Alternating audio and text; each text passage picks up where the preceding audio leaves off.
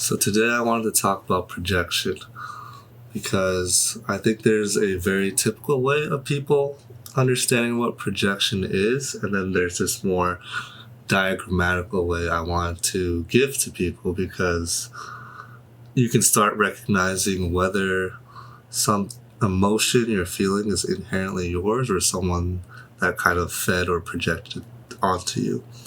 So the way people typically think of projection is a insecurity, some anger, some sense of typically some negative emotion. The way I want to view projection is that the reason why we project is because we can't hold a certain emotion within our body. And if our body cannot kind of say hold all that emotion, then it needs to come out of the body because there's no place for it to go if the body is not a suitable container for it. So thus, people project it out as more of, I'm going to say, a natural phenomenon. So if we look at projection in that lens, then we can go to this idea of an emotional container. Everyone has kind of a span, or as you can see here, I put it as a box of all the emotions they hold inside of them and whatever is present at that time. Throughout life, your box will slowly grow and expand depending on the challenges, your own individual challenges you face.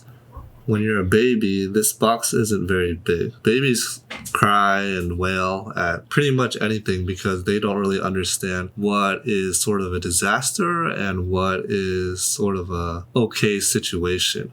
And as we kind of maneuver through life, we'll find that certain situations are tolerable and certain situations are not. And as we grow into a more of a young adult or an adolescent, we'll find that our emotional container will kind of solidify and not exactly stagnate because there's always challenges in our life, but rather this is kind of who we are and this is kind of what we've develop for ourselves. So depending on your challenges, this will be a different size for everyone, and each different person will be able to occupy a certain amount of a certain emotion within themselves. So you can see here, I'm going to name the size X, and X can be increased by introducing and resolving stress in the system. So everyone reaches some breaking point of stress, like, oh, I just got out of work, I just had a 12-hour shift, I'm so stressed. They've reached somewhat of their maximum capacity of their emotional container.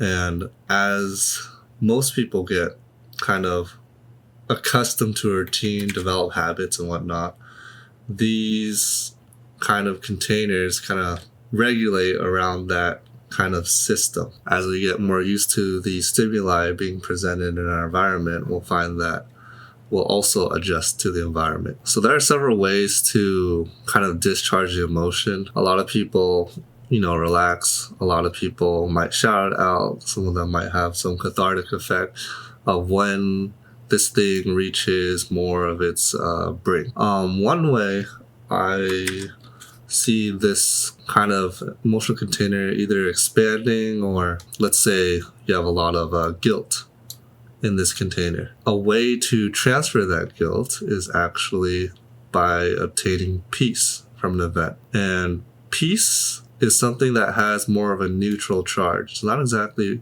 it leans towards positive, but it's not exactly positive or negative, whereas some of the things in here are more recognized as a positive or negative aspect. But when you have peace and say you felt guilty over cheating on your ex, once you finally resolve that and find whatever forgiveness you can give yourself, you'll find that the guilt will disappear and that your emotional container will no longer be occupied with the guilt, allowing for different emotions to occupy, like love, joy, freedom. So the way I link it to projection is that right here, everyone, like I said, has a maximal emotional container for that certain part of their lives. And when a certain stress tolerance is reached, usually these things must be kind of transmuted, discharged, pushed out, or in the event of peace, resolved.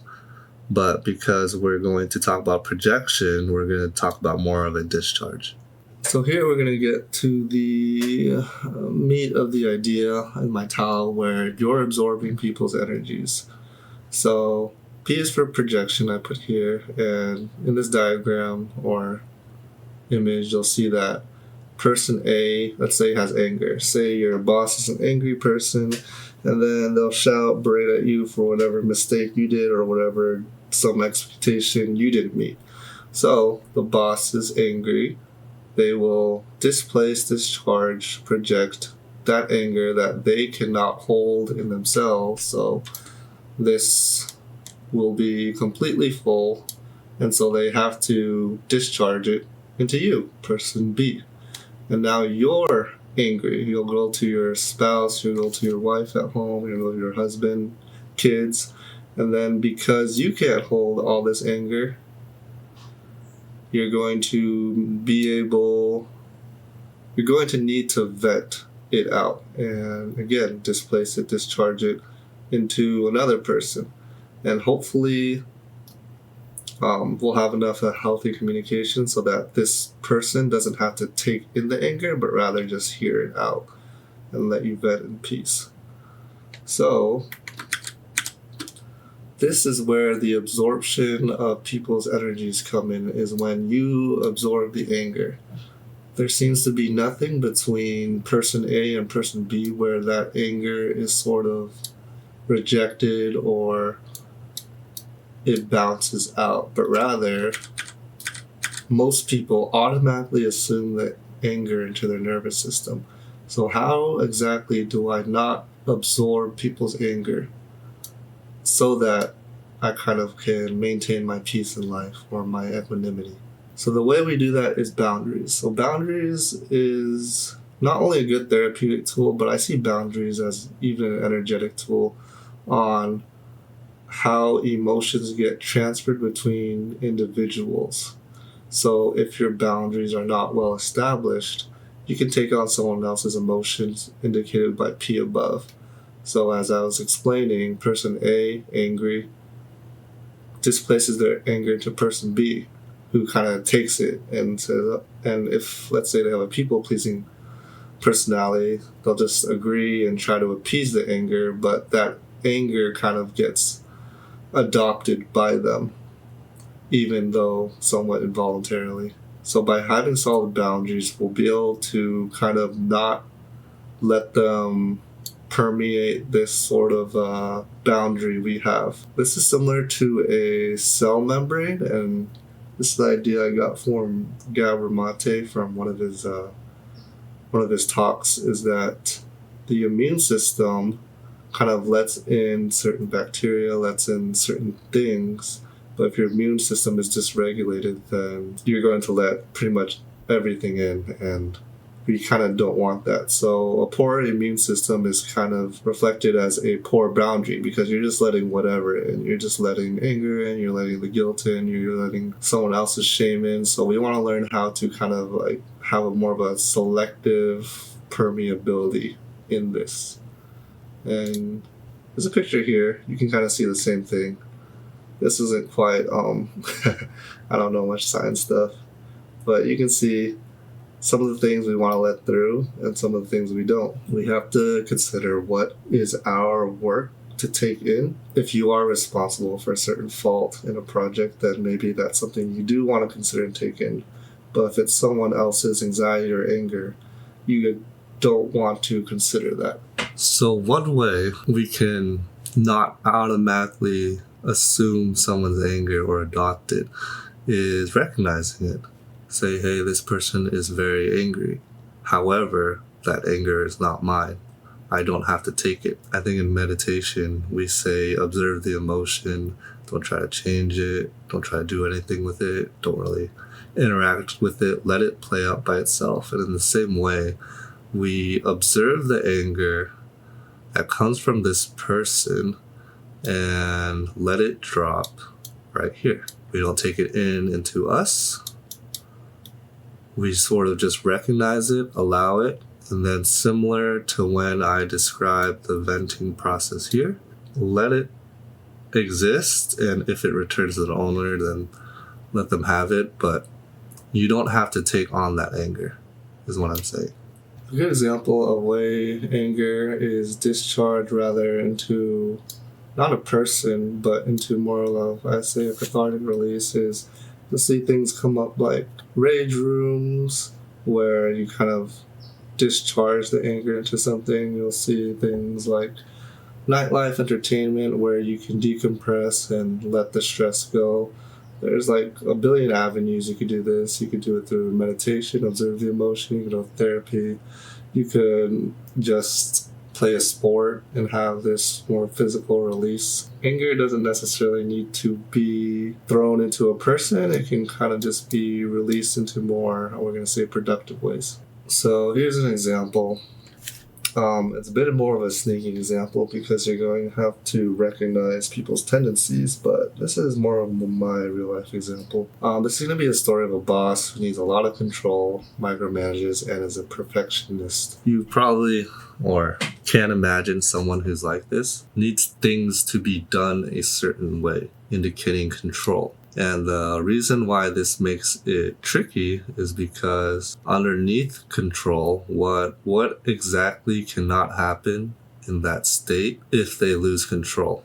Say a project starts failing or some standard isn't met, person A, who needs a lot of control, will feel anxiety because things aren't going their way. They lost control of their environment. Again, this is a high control person rather than, I'm going to say, moderately controlled. So the story is, when you make a mistake, there's some sort of reprimand or disapproval from, let's say, your boss. Soon, making mistakes feels like a threat to your safety and job, so thus you develop anxiety surrounding making mistakes. You need to ask yourself, is this anxiety yours, or is this anxiety the other person's? And the answer is usually both, because we have anxiety around losing our job, which will escalate to how we're going to pay our bills, how we're going to afford food, things like that, depending on your circumstance. So that sort of anxiety can brew into you, but also the anxiety I talked about earlier about the person's need for control. So say you have to come into the office 8 a.m. sharp. If you're 8:01, you're going to be yelled at. Usually that's not a problem when you don't need to be on time all the time unless you have a certain meeting or something important going on. But because of their high need of control, they are refusing to feel anxious. So then they'll reprimand you saying, hey, you need to come in at 8 a.m. because they are afraid of the consequences of you not being on time. So what are those consequences? Consequences could be that if someone is late or if my team member is late, I'm going to look bad. Consequence could be my boss, your boss's boss, will kind of reprimand me if I look bad, and that's maybe even your boss's boss anxiety. So if you're late or if you don't get a task done a certain way, even though it's still acceptable, your boss experiences anxiety. And so they push that anxiety onto you by being over controlling. So now you're kind of worried that when you don't do things a certain way, you're going to get anxiety because it's not done the way that your boss wants it to done. So again, here you've adopted their anxiety unknowingly. I do want to say that some people might not feel it as anxiety. Some people might feel it as anger, saying, oh, my boss always wants it done a certain way, or they're just so inflexible. Anger is also good because it's the recognition that here, this anxiety is trying to find some home, some place to go. And your anger is coming out because this anxiety doesn't belong to me. This anxiety is trying to kind of come through these castle walls, the cell membrane, and I don't want it. It's not mine. So reasonably, you get angry. Other people might get anxious because the fear of upsetting other people, if they're a people pleaser, the fear of ultimately some sort of separation between displeasing your boss and getting fired or being looked down upon. So here I wrote, if they themselves were to lose control or did not do things perfectly, they would be extremely anxious. Their inability to be with their anxiety is thus given or projected onto you. So thus it's discharged onto you. And similar with the last example, you're going to be anxious. You're going to go to your home, to your wife, spouse, husband, children, friend, and you're going to vent about your day, and then the anxiety is going to travel somewhere else. And as long as you acknowledge just, hey, I need a vent, then person C doesn't need to adopt it. as long as, you have both parties consent. Otherwise, if you just pour onto person C randomly, they, again, like this exact same situation, they might get angry or they might get anxious, and they either will bring it up, will dislike you, but it'll cause a rift because now they're taking on an emotion that they didn't really consent to or agree to. So I want to say that the boss actually doesn't even need to be aware of their anxiety. They don't need to be conscious of it to transfer it to another person. The anxiety could be unconscious, but because of the way they kind of move in life and their high degree of control, that anxiety is always going to be displaced somewhere. The hardest thing is to have an open heart while dealing with interpersonal conflict or even intra. The hardest part is maintaining an open heart while doing this. So having a lot of empathy, having a lot of compassion, and a lot of people, I think definitely within mid-20s, younger 20s, might have a more like a fuck off mentality or like a piss off mentality. And instead of kind of like opening the conversation is more like just this hard barrier where their heart isn't open. They're just going to say no to everything. They're going to be very resistant to anything, to having a discussion and whatnot. Strong boundaries can look like this, where it's an immediate no. No is a complete sentence. You've probably heard of that. But no and strong boundaries can also be a conversation where it's, I'm uncomfortable with this dynamic. I'm not going to be talked to in that way. And you need to be really careful for whether or not you're setting a boundary, which is something isolated to yourself, or a rule, which is kind of a rule governing two parties. Person A can talk to you in however you want, and you might engage in a discussion or I'm going to call it a rule setting where you can't talk to me that way, you can't do me like that, you can't push me around like that. Where a more boundary looking idea would be, if you continue to talk to me that way, I will leave this conversation. And so that's more of a personal autonomy where you can't talk to me that way. There's this rule where if you want to engage with me, you have to talk with me respectfully.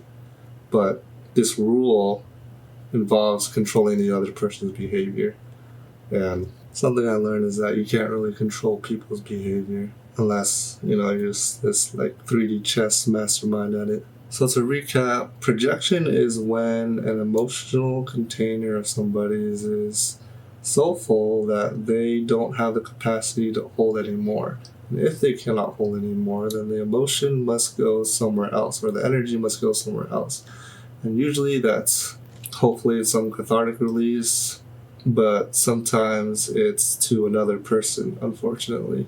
The way we combat this kind of discharge is having strong boundaries and learning that this emotion isn't ours. It's something that we might be kind of being energetically influenced by from another person who can't hold their own emotion.